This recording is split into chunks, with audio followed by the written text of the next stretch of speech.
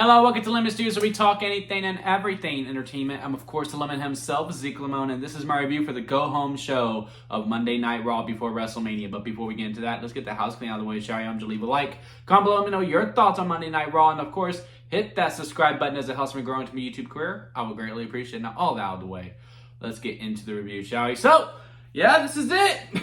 WrestleMania is this weekend.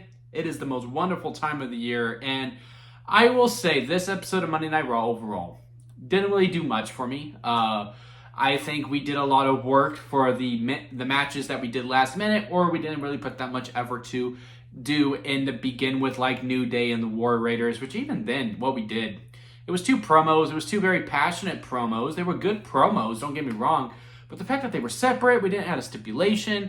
I would have much rather preferred if we would just have them in the ring actually talking it out, just to give it a little bit more fire, just to give me some more leeway into it. Now, look, I mean, this match isn't going to main event by any means, and it's not going to open. It's going to be in the middle of the card. But, you know, it's WrestleMania. Like, I'm going to be excited for every single match. The Bayley versus Liv Morgan match was also fine. But, you know, it started with that match. But then the other matches moving forward, like, there was just so much interference all the way through. And again, I get it. It's your final stop going in. They were pretty focused all the way through. There's not much to really criticize when it comes to the show. I just want to feel more amped is where my main issue comes in. But I did see a tweet. I don't remember who did it, and I don't remember if I liked it or not. If I did, it'll come up on the screen. If I didn't, then, you know, I clearly didn't because I can't find it. But someone posted saying, this WrestleMania doesn't feel like a season finale. This feels like a season premiere.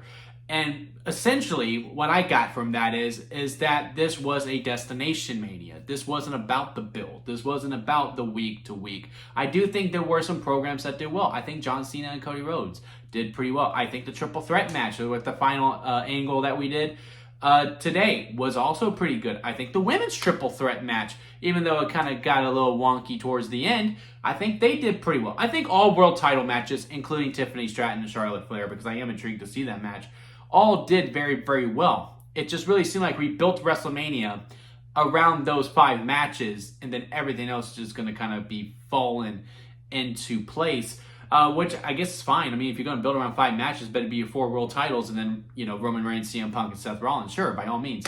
But, you know, I just want to feel more excited. And I guess that just comes down to the fact of, yeah, out of the 3 roads to WrestleMania, this was the weakest that Triple H did. I've been talking about it. I'm not going to harp on it too much longer because it is starting to feel redundant within all my reviews.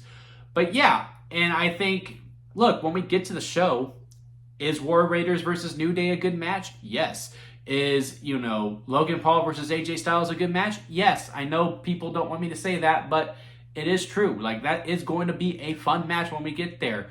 What's another match? El Grande Americano versus Rey Mysterio. Fuck yes, that's going to be a fun match, even though the build hasn't really been there. Again, like I said, this Mania just feels more destination as it feels to build up. And again, maybe when we get to Mania, it's like a big restart, and it's just a shut to go into the past, moving past WrestleMania and those storylines and really building around the whole entire year, as opposed to putting all our eggs in a basket on this weekend.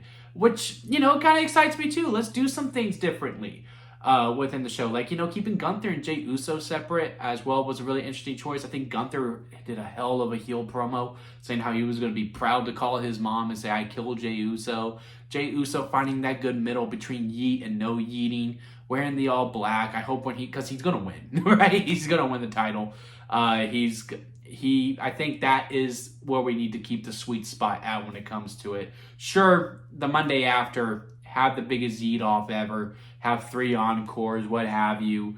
But the preceding weeks, you know, like, let's have that middle where, you know, the crowd does the yeeting, but he doesn't really do it that much. He just does a nice little promo, and maybe he says yeet at the very end. The Intercontinental Fatal 4-Way stuff, again, you know, Finn Balor versus Penta was a fun match, but it was just, at that point, I think we were 3 matches in, because we had the Julius Creed versus Rey Mysterio match, bunch of interference. Liv Morgan versus Bayley, a bunch of interference. We get to this match. There was a bunch of interference, and this one ended in a DQ. Made sense, though, since it is a fatal four-way. Braun Breaker coming out, wrecking havoc. I do think Dominic Mysterio is winning the belt. He's the one that's looked the weakest heading into it. Same with CM Punk. I think CM Punk in his triple threat match, he's looked the weakest out of the three. I don't think it really served any benefit for Roman Reigns to win. I am going to pull for Seth Rollins, though, because I think he has done the best work in this whole entire feud, and he has really carried the load quite a bit, to be honest with y'all. And I just think he deserves the win. And I think there's a bunch more intriguing stories if he does get the win. And also with how mad Paul Heyman has gotten now moving forward. If you see some of the things that he's reposted and liked on Twitter, it's pretty funny. Like, I kind of love this pettiness that's happening between these three guys. CM Punk going to Paul Heyman saying, hey, man, you don't need to stress out so much. And then Roman coming out, and it looks like a girl talking with her ex, and he storms off. It's so funny. So prima donna. I absolutely love it. And then, Paul Heyman, after he gets pie-faced. I think it was Seth who posted something, or was WWE posting something beating up Roman Reigns. Maybe it was the chair shot, and Paul Heyman liked it. It was just so funny to me. Like, I was just like, damn, man. Mad you gotta be, like, make your likes freaking known. But yeah, again, overall, this episode of Raw, it was fine. I just don't have that. I mean, I was already excited for Mania, and I still am excited for Mania. But to say, yeah, this go-home show, was I, like, ready to run through a Raw to get to WrestleMania? No, I was not, and that's okay. I'm still looking forward to the show. I do like how they used this episode to really build up the undercard a little bit. Our main event's really set. I mean, for the women's triple threat match at K-Fab-wise, we had a reason for it. They keep fighting each other, so now we're just going to do video packages, and that's how we're going to end it off. Yeah, it was fine. All three video packages were good. As for who's going to win, I'm still going back and forth. I'm going back and forth between Io and Bianca for slightly different reasons, but we'll save that for the prediction video that's coming out later.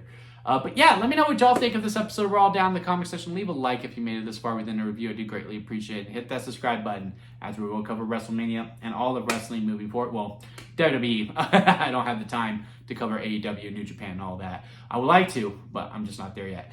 But yeah, hit that subscribe button as we will be covering WrestleMania, and then, of course, the preceding weeks of Raw and SmackDown. Of course, the go-home show for SmackDown this week as well. So until next time, guys, I'll see you here at Lemon Studios.